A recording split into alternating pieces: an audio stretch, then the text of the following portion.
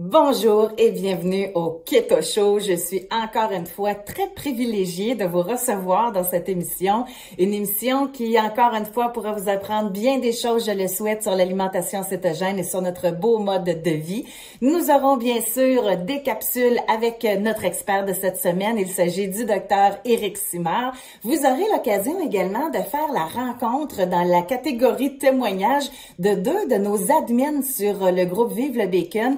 Il s'agit de Valérie et de Stéphane. C'est un couple dans la vie. Ils font le keto ensemble. Ils sont admins ensemble également, donc ils sont très dévoués sur notre communauté.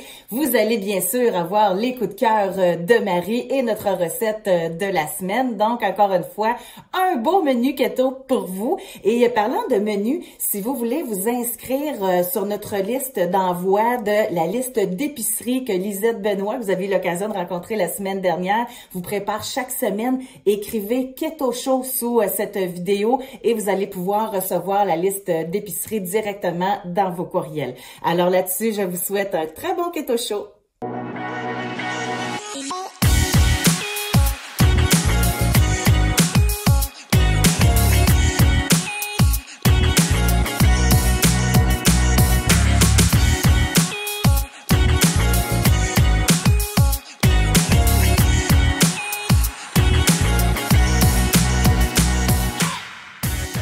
J'ai bien l'impression que cette chronique va être grandement écoutée, encore une fois, en compagnie de Éric Simard, qui est docteur en biologie, chercheur dans le domaine du vieillissement, auteur, conférencier. Bonjour Éric, merci d'être avec nous encore une fois aujourd'hui.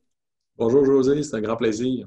Et en lisant, en feuilletant tes livres, ce que tu as écrit, je me suis aperçue qu'il était beaucoup question du vieillissement primaire. Et comment on pourrait l'expliquer, ça? C'est du monde qui vieillisse plus vite que normalement, il devrait des rides qui arrivent plus vite. Ça, on se dit vieillissement primaire, mais j'imagine que c'est pas juste esthétique. Non.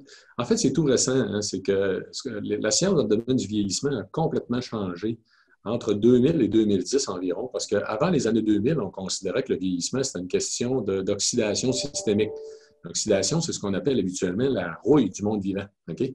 Donc, ça va être la rouille du monde vivant, si vous voulez. Okay. On a longtemps pensé que c'était un processus d'usure, tout simplement. Jusqu'au moment où on s'est rendu compte qu'il y avait des animaux qui vivaient beaucoup plus longtemps que la normale, puis que ces animaux-là avaient des niveaux d'oxydation systémique beaucoup plus élevés. Ah? Ouais, il y avait plusieurs indications qui nous laissaient croire que les théories qu'on avait du vieillissement à l'époque n'étaient pas correctes. Entre autres, le fait que, si vous regardez les grands sportifs, les grands sportifs ont des niveaux d'oxydation systémique beaucoup plus élevés que la normale. Ils devraient vieillir beaucoup plus vite. C'est vrai qu'il faut faire attention, il y a quand même une limite. Il y a des gens qui peuvent en faire trop, effectivement. Puis on va voir apparaître des facettes, ils vont avoir l'air de vieillir plus vite que la normale. Mais de façon générale, l'activité physique va ralentir le processus de vieillissement ou du moins, va mettre toutes les chances de notre côté de bien vieillir. Pourquoi en tant que tel? Donc, les études ont montré, en fait, au fil du temps, qu'il y a des mécanismes même à l'intérieur de l'organisme qui sont attachés à la vitesse de croissance, qui sont attachés aussi à l'apport en sucre. Et ça va beaucoup t'intéresser. Bien, certainement. Oui, à l'apport en sucre, qu'on a beaucoup déterminé comme étant l'apport en calories. On sait aujourd'hui que ce n'est pas juste le sucre. Il y a une partie aussi des protéines qui est impliquée dans le calcul énergétique, mais c'est surtout, en fait, le sucre. Okay. Et en fait, une image qui est facile à comprendre, José, en fait, pour que les gens distinguent bien qu'est-ce qui se passe. On sait depuis très longtemps qu'un enfant de 4-5 ans qui est à la limite, en fait, de son apport calorique ou de son apport en sucre, de son apport énergétique, va arrêter de grandir. Son développement va être freiné. Mais imagine-toi donc, en fait, là, que le vieillissement primaire de l'organisme, c'est des processus à l'intérieur de nos cellules qui poussent l'organisme à vieillir dû au processus de croissance et de développement qui ne sont pas complètement arrêtés passé l'âge adulte. Passé l'âge adulte, on ne grandit plus. Mm-hmm. Mais malheureusement, ces processus-là sont encore en cours et poussent l'organisme à vieillir et créer de la distorsion, je dirais, dans le fonctionnement cellulaire. Oui. Et c'est ce qui va amener, en fait, une baisse de notre capacité de maintenance et de réparation qui va laisser apparaître les maladies associées au vieillissement. Ça veut dire, en fait, que le vieillissement est relié à la vitesse de développement. Donc, tous les petits organismes qui vieillissent, qui se développent très rapidement, une souris, là, on a 20 jours de gestation, ça ne vivra pas plus que 3 ans parce qu'elle va vieillir à la même vitesse qu'elle s'est développée. Un éléphant, à 18 mois de gestation, va vivre au moins 60 ans. En fait, j'ai un autre exemple qui est fort intéressant et pertinent. En fait, le requin du Groenland, il va atteindre la maturité sexuelle à 150 ans. On peut appeler ça soit un vieil ado Ou en fait, on peut lui dire qu'il faut qu'il soit patient. Mais il va vivre 350, 400 ans, en fait, le requin du Groenland. Ce qui est fascinant, c'est qu'il n'y a aucune des maladies associées au vieillissement. On ne parle pas là de cancer, pas de dégénérescence nerveuse. Il y a des organismes vivants qui n'en ont pas des maladies associées au vieillissement. D'un point de vue biologique, à étudier ces organismes-là, à étudier les processus, on a fini par se rendre compte que c'est des voies métaboliques liées à la croissance et au développement qui sont attachées à la vitesse à laquelle on vieillit. Donc, il y a deux façons, si tu veux, de tricher. Oui. Carrément. Réduire l'apport en sucre. On est bien parti. On est bien parti.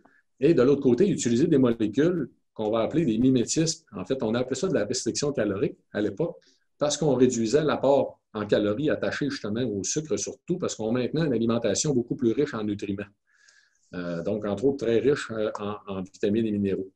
Donc, en fait, on appelait ça de la restriction calorique à l'époque. Là, je te parle là, des années 1935, quand ça a été découvert, en fait, par un monsieur McCain. À l'époque, ça avait été mal interprété. Donc, aujourd'hui, ce qu'on sait, c'est que ces mécanismes-là, tu as deux grands principes. D'un côté, tu as la poussée de l'organisme à vieillir qui peut être ralentie. Et de l'autre côté, tu as tous les mécanismes de maintenance et de réparation qu'on peut stimuler. Les organismes vivants qui vieillissent le mieux, c'est ceux qui font les deux. Et on est en train, en fait, en santé humaine, de comprendre comment faire, en fait, pour aller induire ces mécanismes-là. De la même façon que le font, par exemple, les chauves-souris. La chauve-souris est un cas intéressant parce que c'est un organisme qui a la grosseur d'une souris qui va vivre 35 à 40 ans. Techniquement, elle va vivre 10 fois plus longtemps que les organismes similaires. Okay. Et ce qui explique sa grande durée de vie, puis il n'y a pas tout seul, là, il y a d'autres organismes du genre, j'en parlais dans le premier livre de ça, je parlais du ratoopneu aussi. Hein. En fait, ce qui explique leur très grande longévité, c'est ça. C'est que d'un côté, ils vont freiner le processus du vieillissement, puis de l'autre côté, ils vont augmenter la capacité de maintenance et de réparation. Là, tu parlais de mimétisme, tu parlais qu'il y avait deux grandes solutions pour nous aider, couper dans le sucre. Mais si je ne me trompe pas, moi, je pense que ce que tu as créé avec ton équipe, bien vieillir, c'est un peu ça là, qui va faire en sorte que ça va aider. Moi, j'ai commencé à en prendre, soit dit en passant. Fait que, ben non, mais je voulais tester avant de savoir. Puis donc, ça, c'est vraiment. C'est ça qu'on appelle la cure de jouvence, là? En fait, écoute, ça va mettre toutes nos chances de notre côté de justement garder nos capacités le plus longtemps possible. Puis c'est ça qu'on veut. Hein. En fait, on voudrait se rendre à 90 ans en étant capable de jouer avec nos petits-enfants, en étant encore capable de voyager, aller partout dans le monde, en espérant que la pandémie soit finie. Rendu là. Mais effectivement, ce qu'on a fait avec Vitaly Bien Vieillir, on a mis en application, entre autres, aussi une partie des découvertes qu'on a faites avec l'Université Concordia. C'est qu'en 2013, on a lancé un programme de recherche très ambitieux qui est supporté depuis 7 ans même par le Conseil national de recherche du Canada, qui nous a permis de découvrir les meilleurs modulateurs jamais décrits jusqu'à maintenant. Quand on a commencé les travaux, il y avait une dizaine de molécules qui étaient connues pour des impacts sur ces mécanismes-là. On en a découvert 21 nouvelles. Donc, on est en train de réellement réécrire une nouvelle page de l'histoire dans le domaine du vieillissement primaire. On a découvert des choses aussi au niveau de la façon de les mettre en commun. Parce que tout à l'heure, je disais qu'il y avait deux grands mécanismes. Là. Mais scientifiquement parlant, à l'époque, j'avais émis l'hypothèse que si on met les deux facettes ensemble, autrement dit qu'on a des molécules qui freinent le processus, des molécules qui augmentent les capacités de maintenance et de réparation, on va faire comme la chauve-souris, puis on va être capable d'aller chercher un effet synergique. C'était une hypothèse, on l'a démontré. On l'a publié en 2019, en fait, avec les meilleurs résultats jamais vus auparavant dans le ralentissement des processus. Et dans Vitaly Bien Vieillir, on a regroupé, en fait, les deux modulateurs les mieux documentés, en fait, chez l'humain, en clinique, pour ralentir le vieillissement primaire d'un côté et de l'autre côté, stimuler les mécanismes de maintenance et de réparation. Donc, avec Vitaly Bien Vieillir, on a exactement mis ces observations-là en application. C'est vraiment extraordinaire, sérieusement. Il y a de quoi être fier. Vraiment. En fait, ce qui est le fun aussi, c'est que ça a beaucoup d'applications dans le domaine du métabolisme en tant que tel. Parce que ce qu'il faut comprendre, en fait, le lien aussi avec même la diète cétogène, c'est que ces molécules-là, comme entre autres le resveratrol, qui est utilisé dans la Vitaly Bien Vieillir, va améliorer le métabolisme énergétique. Il va forcer l'organisme à utiliser les lipides comme source d'énergie et à réduire, en fait, la résistance à l'insuline et à améliorer la masse adipeuse brune au détriment de la masse adipeuse blanche. C'est exactement ce qu'on parle notre langage, là. On va s'arrêter là-dessus. La semaine prochaine, on pourra parler également du lien qu'il y a entre prévenir le vieillissement et le jeûne. Ça aussi, c'est notre langage. On était dû pour se rencontrer. Et s'il y a des gens qui veulent en savoir davantage sur Vitaly Bien Vieillir, dans les extras de l'émission, les gens qui écrivent Keto Show là, sous la publication, sous notre vidéo, auront la chance d'avoir toute l'information. Alors, Dr. Éric Simard, merci beaucoup. À la semaine prochaine. Merci, José. Bonjour tout le monde et bienvenue dans les trouvailles de Marie. Alors cette semaine, on va du côté un peu plus sucré. Ça nous arrive que on a le goût d'avoir un petit morceau de chocolat, un petit peu de crème glacée. Alors je vais vous présenter mes produits préférés et surtout qu'on a eu l'Halloween il n'y a pas si longtemps. Alors je vous présente ça. Je suis certaine que vous connaissez les produits Lily's. Alors Lily's, on les trouve en capuchon de chocolat. On peut mettre ça, bien évidemment, dans les muffins. On peut se faire un petit coulis de chocolat. On peut les utiliser de plein de façons. Et vous avez aussi les tablettes de chocolat qui se déclinent en plusieurs sortes, à la fleur de sel, chocolat foncé. Ça, c'est du chocolat au lait. C'est environ 5,99 $. On peut les trouver un peu partout maintenant. Et vous avez celui-là qui est environ une dizaine de dollars. Par contre, je veux porter quelque chose à votre attention. Celui-ci contient seulement du stevia. Alors, il n'y a pas de problème pour notre alimentation. Mais par contre, celui-ci, quand j'ai débuté l'alimentation, il n'y avait pas de dextrine à l'intérieur et maintenant, ils en ont. Alors, je trouve ça très dommage. Mais je voulais quand même vous montrer la différence entre les deux. Alors, celui-ci contient de la dextrine et du stevia.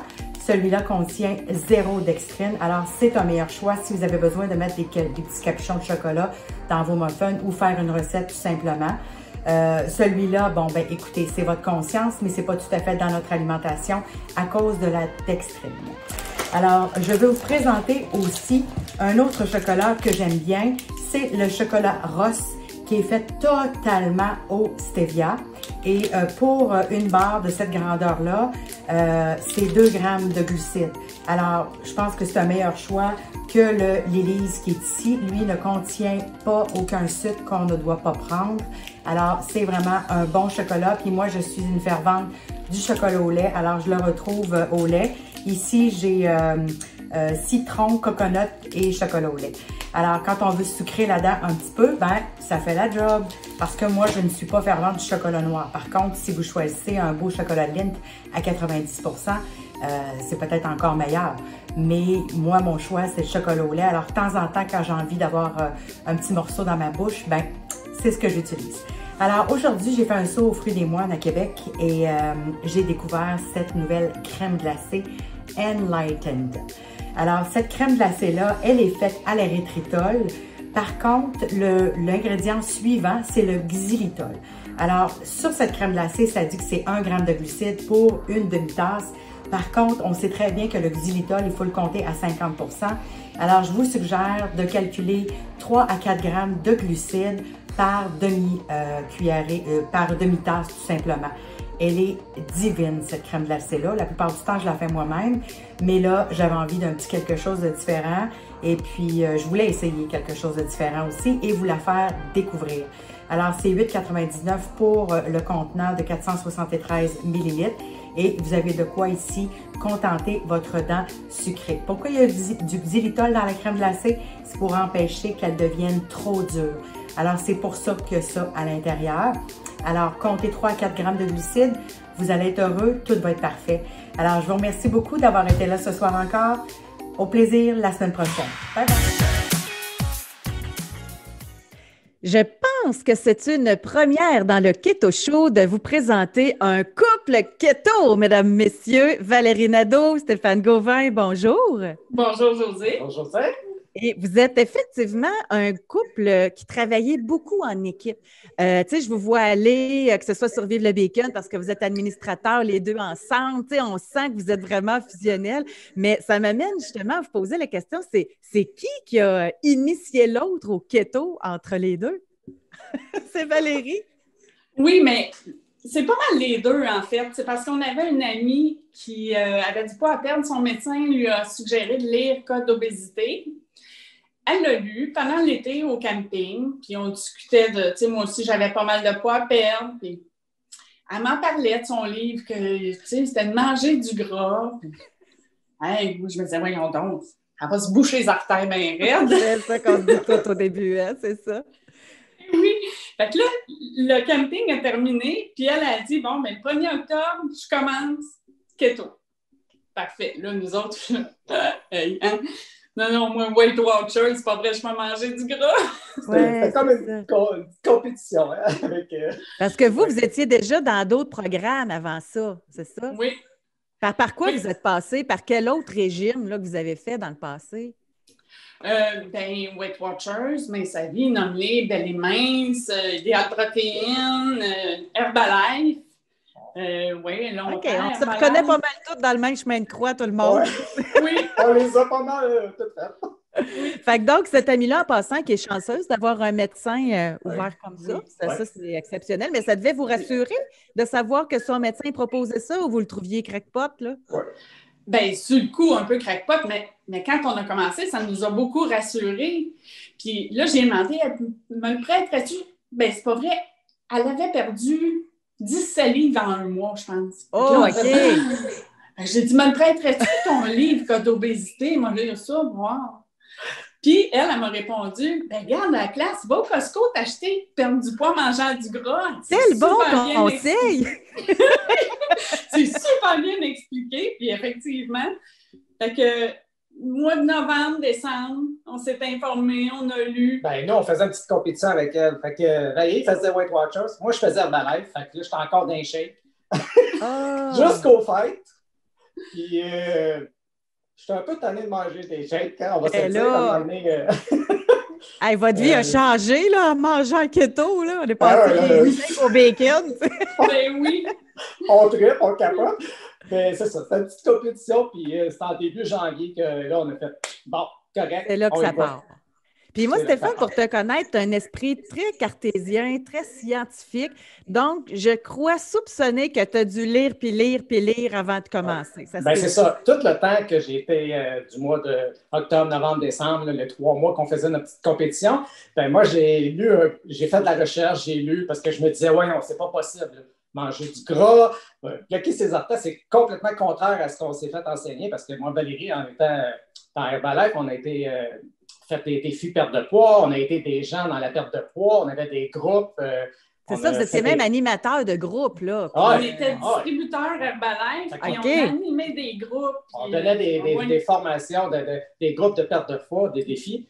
Puis c'est ça. Puis là, j'étais là, voyons, c'est complètement contraire à ce que j'ai appris, ça se peut pas. Il faut que je me renseigne, il faut que je comprenne. Mais quand on se renseigne, on prend le temps de lire, puis tout comprendre, c'est là qu'on dit, OK, wow, tout est logique. Il y a une science derrière ça, puis plus ça va, plus la science, les preuves sortent. Puis c'est là qu'on comprend tout ce qui se passe en arrière de ça, puis les bienfaits que ça fait. Avez-vous eu un peu le même sentiment que moi? À un moment donné, j'étais même, plus je lisais, plus je m'informais, plus que je regardais ce que la science disait de ça, plus qu'à un moment donné, j'ai eu une phase que j'étais choquée. Après notre industrie, après le guide alimentaire, je me disais, bon, c'est donc bien fait dire n'importe quoi. C'est exactement ça. Cette phase-là. Là. Exactement ça. On a le goût de réveiller les gens, de dire, hey, réveillez-vous! Parce qu'à quelque part, on s'est fait enfiroiper par l'industrie du sucre, l'industrie pharmaceutique. Tu sais, nous autres kids, dans les années, que c'est 7 pays, on étude les 7 pays. M. Kellogg qui disait, hey, le déjeuner, c'est le repas le plus important de la journée. Non, c'est peut-être plus important pour sa poche, d'après moi. Ben oui, c'est ça. Hein? Exactement ça. Là. C'est toutes des choses, à Harvard, là, ceux qui sont fait payer les recherches, pour la recherche exactement. Sur le sucre, par l'industrie du sucre, qui sont fait payer. Les chercheurs, c'est tout. Quand on lit, on comprend tout ça, on se dit « wow ». Ouais. Moi, cette anecdote-là, là, je la raconte tout le temps. Puis dans le temps des conférences, je la mentionnais tout le temps. Puis juste rapide, là, c'est des chercheurs de l'Université Harvard qui ont fait une étude pour trouver le méchant de notre alimentation, si tu le gras, si tu le sucre. Ils ont été payés, là, Harvard, des chercheurs, pour dire que le méchant, c'était le gras, alors que c'était le sucre. Puis ils ont été payés par l'Association américaine du sucre. Maintenant, si on revient à vous deux, là, le mois de janvier est arrivé. Avez-vous vécu l'euphorie de manger plein de choses que vous permettiez pas? Ah oui, ça faisait je ne sais pas combien d'années que je n'avais pas mangé une bonne salade à la crème avec du sel. Peux-tu dire que je me suis payée à traite? C'est sûr. Ah, mais c'est fou. On ne se prive pas, c'est ça. C'est ça la différence avec les autres régimes, qu'on tombe en hypocalorie puis que naturellement, on fait le yo-yo. Là. Ben, c'est ça. On mange bien, on mange sans se sentir coupable. Sans sentir tu vois, c'est la femme qui a parlé. Ça, c'est un sentiment de femme, hein? Culpabilité tout le temps. Tu sais, c'est elle qui a trouvé le mot. Puis, mais au niveau des résultats, est-ce que ça a été rapide dans votre cas? Il a fallu que vous soyez patient? Parce que quand on fait le yo-yo, souvent, des fois, notre corps, là, il réagit différemment d'une personne à une autre. Comment ça a été pour vous? Je vais laisser Valérie. Je m'en allais dire, je vais te laisser commencer. Bon, moi c'était beaucoup plus rapide que Valérie, naturellement. Les hommes, c'était rapide. Hein? C'est poche de même. On a cette, vous avez moins d'hormones, hein? C'est ça. Fait que moi, dans les premiers mois, en tout cas 4 premiers mois, j'ai perdu au total 42 livres. Mais ça, c'est un des à côté parce que pour le reste, tous les bienfaits que ça m'apporte sur ma mémoire, la concentration, c'est fou. Là. Ça n'a rien à voir avec ce que c'était avant. Mes allergies, je pourrais dire, sont pratiquement disparues. Wow, c'est déjà énorme, là. J'avais des grosses allergies à l'automne. Là, à cette heure, ça passe pas mal dans le beurre. C'est merveilleux. Vraiment, il y a plein de bienfaits. C'est là qu'on se rend compte que, wow, c'est vraiment bien se nourrir. Dans le fond, on mange normalement comme nous devrions tous manger. Exactement. C'est aussi simple que ça. Et toi, Valérie, au niveau de tes résultats à toi? Moi, j'ai perdu, je dirais, dans les 6 premiers mois. Ça a été plus long, 32 livres, mais là, ça fait déjà plusieurs mois que je suis en plateau. Ah, excellent. Ouais. Je dis excellent. Tu viendras t'inscrire à notre bye-bye plateau. Non. Non, mais ça fait ça, puis c'est important d'en parler. Tu sais, on a eu un témoignage de Nadine Bédard dernièrement au Keto Show. Elle a perdu 80 livres, puis elle a eu 8 mois de plateau, tu sais, avant que ça redescende, puis il a fallu qu'elle utilise les jeûnes. Fait que je trouve ça important de le dire, que nous aussi, on a des plateaux, puis que ça arrive à tout le monde, puis il faut être patient, tu sais. Puis au niveau des autres bienfaits associés au keto, toi, t'avais-tu de l'inflammation? T'as-tu remarqué des choses dans ton corps? Ben oui, j'ai bien moins mal aux articulations, puis je m'en rends compte, hein, quand je mange trop de produits laitiers ou de fromage, ça fait mal un peu, puis c'est facile à voir. Ouais. Le sommeil aussi, hein, sommeil grandement amélioré. Fait que maintenant, tu ronfles, puis t'entends plus. Non, c'est le contraire! Mais c'est vrai qu'il y en a beaucoup qui ont noté ça, que les gens ronflaient plus avec le keto. C'est cool quand même. Puis, bref, moi, je tiens également à le mentionner parce que vous passez plusieurs heures par jour, par semaine, pour répondre toujours avec beaucoup d'amour aux différentes questions qui sont posées sur le groupe Vive le Bacon. Donc, je tiens à vous remercier de la part de toute la communauté pour le travail que vous faites et merci de nous avoir donné de votre temps dans le Keto Show. Merci beaucoup. Ça me fait plaisir.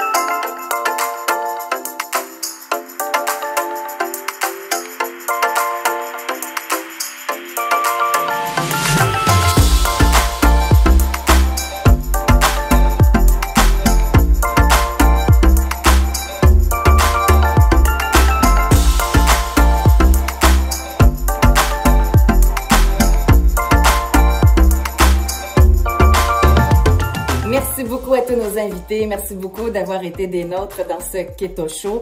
Je tiens absolument à vous parler du programme Bye Bye Plateau. On a une nouvelle cohorte qui débute le 9 novembre. Celle du mois d'octobre vient de se terminer. Les résultats sont hallucinants. Je vous le dis, en moyenne, en 3 semaines, parce que le programme dure 3 semaines avec des experts, groupe Facebook privé, motivation, challenge. Eh bien, en 3 semaines, la moyenne des gens ont perdu entre 6 et 8 livres. Donc, le plateau qui est brisé, ça me donne évidemment tout le bonheur et surtout la confiance de vous inviter pour la prochaine cohorte du mois de novembre. Si vous voulez plus de détails concernant le programme Bye Bye Plateau, écrivez Keto Show sous cette publication. À la semaine prochaine.